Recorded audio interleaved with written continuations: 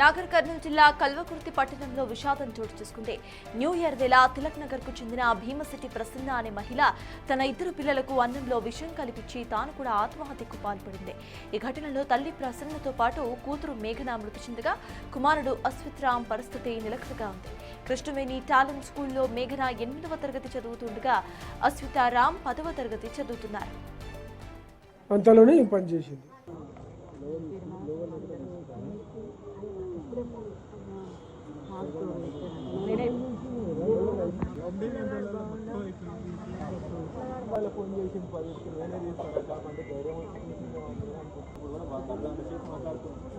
మంచిగానే ఉన్నాడు, మంచిగా చెప్పింది, మంచిగా ఇట్లుండ్రా అట్లుండ్రా మన ఫ్యామిలీ సర్టిఫికేట్ ఇచ్చి పోయి ఇచ్చిన ఇస్తే ఏమన్నది అనుకున్నాను.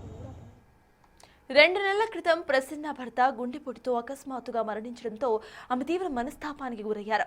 భర్త లేని జీవితం వ్యర్థమని భావించి ఈ ఘాతుకానికి ఒడికన్నట్లు తెలుస్తోంది. సమాచారం అందుకున్న పోలీసులు ఘటనా స్థలానికి చేరుకుని కేసు నమోదు చేసి దర్యాప్తును ప్రారంభించారు.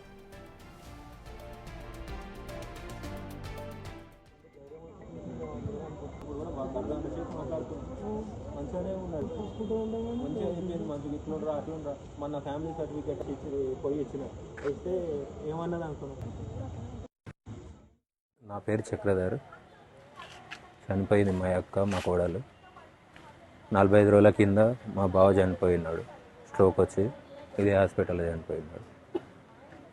బావ చనిపోయిన బాధతోటి ఇన్ని రోజులు తినకుండా ఉన్నది మేమే బలవంతంగా చేసినాం. కానీ ఈరోజు పొద్దుగాల నాయన మందోళ్ళకి ఇంటికి వచ్చిన్నారు. 10:30కు ఫోన్ చేసింది. నేనే షాప్ తీస్తా అంటే ధైర్యం వచ్చింది, తీసింది అనుకున్నా. తెరిచింది 12 గంటలకు అన్న తాళం వేసుకొని ఇంటికి పోయినది. మేము 3:30కి ఇంటికి పోయి ఎప్పటిలెక్కనే రోజు లెక్కనే పోయినాము. పలకరిద్దామని పోయేసరికి తలబెట్టి ఉన్నది. 3:30కు పోయినాం. సెంటర్ అని హైదరాబాద్ చౌరస్తాలో బుక్ సెంటర్ ఉంది వాళ్ళకు. మామూలుగానే రొటీన్లోనే అనుకున్నాం. పోయినాక తలుపులు ఎంత కొట్టినా తీస్తలేరు. ఫోన్లు ఎన్నిసార్లు చేసినా ఎత్తలేరు. 3 పాప, కోడలు, అల్లుడు, అక్క. ఎన్నిసార్లు తలుపులు కొట్టినా తీస్తలేరు. నేను కొడుతుంటే కూడా పక్కన వాళ్ళు ఊరుకొచ్చినారు. వచ్చినాక అల్లుడు మామ అని గట్టిగా ఒర్లుతుంటే వాడు మామ అని గట్టిగా దగదీసి వాడు వచ్చేటప్పుడే మొత్తానికి కక్కునే ఉన్నాడు. వచ్చి బలవంతంగా వానికి శాతనే కాలేదు. నేను కిటికీలోకి వెళ్ళి చూస్తున్నాం, ఇట్లా తీసిన్నాడు. పోయి చూసేసరికి వీడు కుర్చీలో సోఫాలో కూర్చోబెట్టినాం. అప్పటికే అక్క కొన ఊపిరాడుతుంది అంతే లైట్గా, ఇట్లా కడుపు అడుగు కొట్టుకుతుంది. పాప చనిపోయిన స్పాట్లోనే, ఇంట్లోనే. నోరు ఇట్లా మొత్తం నొరుగు లేకొచ్చినాడు. పోయినాము. ఇంకా అంబులెన్స్కి ఫోన్ చేసి 2-3 సార్లు కట్ చేసిన లాస్ట్కి వచ్చినది. ఇంకా బాబు కాదని ఇంకా ఎక్కించుకొని వచ్చిన నేనే, బండి మీద ఎక్కించుకొని మా తమ్ముడు నేను ఎక్కించుకొని వచ్చినాం. ఈడ తీసినారు. ఏమంటే అంబులెన్స్ అక్కని కూడా ఈడికి తీసుకొచ్చినారు. బాగానే ఉంది. తీసిరు, అక్క తీసినారు. ఆడిపోయి మైతా హాస్పిటల్కి తీసుకోమని చనిపోయి ఫస్ట్ బాబుకి తీసినాము. బాడికి తీసుకుపోయినాం, బాగానే ఉన్నాడు. తర్వాత అక్కకు కూడా తీసుకొచ్చినాక ఇక తీసిరు. నా పేరు చక్రధర్.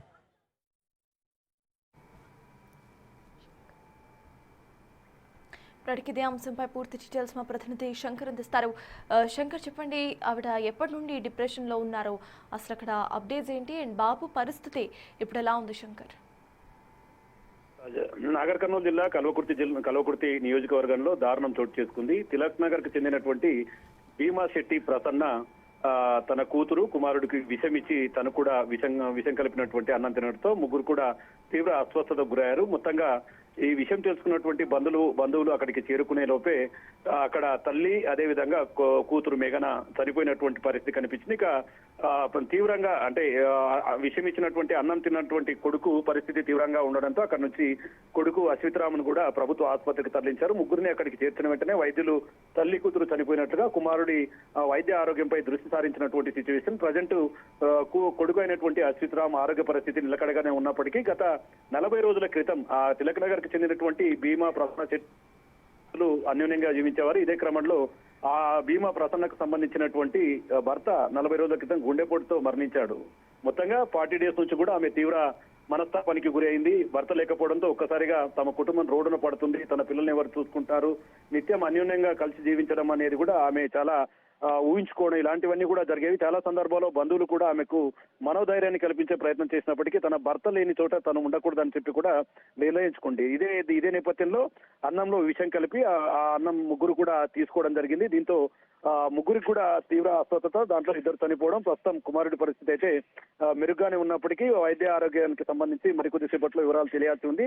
ఏది ఏమైనప్పటికీ నా భర్త చనిపోయిన 40 రోజుల తర్వాత మొత్తంగా కుటుంబం మొత్తం కూడా ఆత్మహత్య చేసుకోవడంతో ఒక్కసారిగా ఆ కుటుంబంలో తీవ్ర విషాద ఛాయలతో పాటు ఆ కాలనీలో మొత్తం విషాద ఛాయలు చోటు చేసుకున్నటువంటి సిచ్యువేషన్ కనపడుతుంది. ఇక ఒకవేళ కొడుకు బతికిన తర్వాత కూడా పరిస్థితి మరింత తీవ్రంగా ఉండే అవకాశం ఉంది. ఎందుకంటే ఇప్పటికే తండ్రి లేడు, ఒకవైపు ఇప్పుడు కుమారుడు బతికినప్పటికీ తల్లి, చెల్లెలు, అదే విధంగా తండ్రి, ముగ్గురి మరణాన్ని తట్టుకునే పరిస్థితి కూడా కొడుకుకు ఉండకపోవచ్చు అని చెప్పి కూడా స్థానికులు కన్నీరు మున్నీరవుతున్నటువంటి సిచ్యువేషన్ అయితే అక్కడ కనపడుతుంది. మొత్తంగా ఈ అంశం మొత్తంగా కల్వకుర్తి నియోజకవర్గం అందరి మనసులను కలిసివేసింది.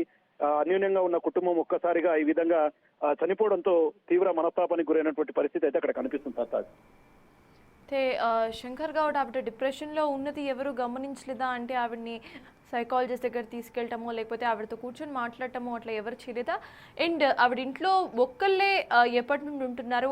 వాళ్ళ తమ్ముళ్ళకి సంబంధించి ఆవిడ ఇట్లా డిప్రెషన్లో ఉన్నారు, ఆవిడ ఇంట్లో ఒక్కళ్ళే ఉండలేకపోతున్నారు అనేది ఎవరు గమనించలేకపోయారు అనుకోవాలా మనం? ఎస్ సార్, దాదా ఎప్పుడైతే 40 days బ్యాక్ భర్త చనిపోయాడో ఆ రోజు నుంచి 15 రోజుల వరకు కూడా వారి కుటుంబ సభ్యులంతా కూడా ఆమెకు వెన్నంటే ఉన్నారు. కాస్త మనోధైర్యం చెప్పే ప్రయత్నం చేస్తారు. నిత్యం కూడా ఇదే జరుగుతూ వస్తుంది. అయినప్పటికీ ఆమెలో ఎలాంటి మార్పు రాలేదు. సైక్రియాటిస్ట్ కు అలాంటివి ఏమి చేయలేదు. కానీ మొత్తంగా మేమున్నాము, పిల్లలకు మేమున్నాము, ఏం కాదంటూ కూడా ఆమెకు సంబంధించినటువంటి అన్నదమ్ములు కావచ్చు, అదేవిధంగా వారి బంధువులు కూడా మనోధైర్యాన్ని ఇచ్చారు. కానీ ఎక్కువగా ఆమె భర్తతోనే ఎఫెక్షన్ ఎక్కువగా ఉండేది, అన్యోన్యంగా కలిసి జీవించేది, బయటి ప్రపంచంతో తను, తన పిల్లలు తన భర్తగానే భావించి కుటుంబ నేపథ్యం అంతా ఉంది అని చెప్పి చెప్తున్నారు. చాలా మంచి కుటుంబం, ఎవరి దగ్గరికి వెళ్లేవారు కారు, వారి పని వారు చేసుకొని బతికేవారు. ఇలాంటి టైంలో వాళ్ళు అంటే వాళ్ళ ఎవరైతే భీమా ప్రసన్న శెట్టి ఉందో మొత్తంగా భర్త చనిపోయిన తర్వాత తను తీవ్రంగా డిప్రెషన్ కు లోనైంది. ఎందుకంటే ఎవరింత ధైర్యం చెప్పినప్పటికీ తన కుటుంబానికి ఆసరా లేకపోవడం, తన భర్త లేకపోవడాన్ని పూర్తిగా ఆమె జీర్ణించుకోలేకపోయింది.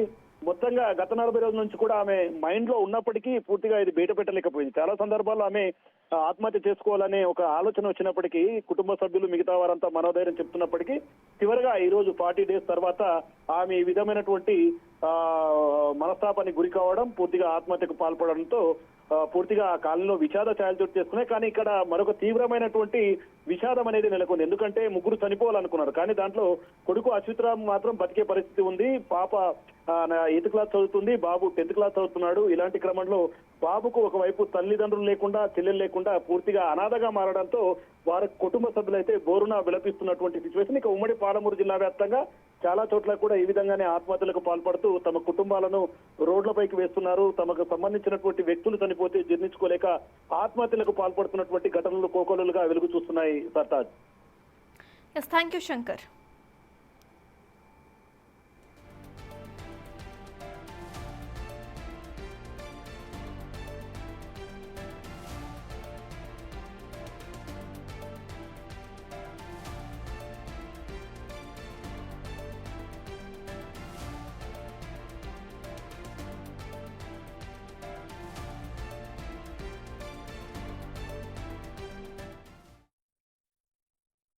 నేను డాక్టర్ కే యశోద, మహితా హాస్పిటల్లో కన్సల్టెంట్ జనరల్ సర్జన్గా పనిచేస్తున్నాను. ఇక్కడికి ఈరోజు ఈవినింగ్ అరౌండ్ 5 o'clock ప్రసన్న అనే పేషెంట్ రావడం జరిగింది. ఆమె పరిస్థితి ఇక్కడికి రావడంతో విషమంగా ఉంది. పల్స్ లేదు, బీపీ లేదు. అప్పటికే ఆమె ఎగ్జామిన్ చేసినా ఏం రెస్పాన్స్ లేదు. సో ఈసీజీ తీసేసుకొని నిర్ధారణ చేసుకొని డెత్ ఇక్కడ డిక్లేర్ చేసేసి మేము సిహెచ్సి కల్వకుర్తికి ఇక్కడ నుంచి పంపించాము. ఆ తర్వాత వాళ్ళ బాబు ఆశ్రిత్ రామ్ అనే బాబు ఇక్కడికి రావడం జరిగింది. బాబు కూడా పరిస్థితి విషమంగానే ఉంది. ఇక్కడికి వచ్చిన తర్వాత మేము స్టమక్ వాష్ చేస్తూ ఆక్సిజన్ సపోర్ట్ పెట్టుకొని క్రిటికల్ కేర్ టీమ్ తోటి ట్రీట్మెంట్ చేస్తున్నాము. మాకు అంటే బాబు పరిస్థితి చెప్పడానికి ఇప్పుడేమీ లేదు. ఎందుకంటే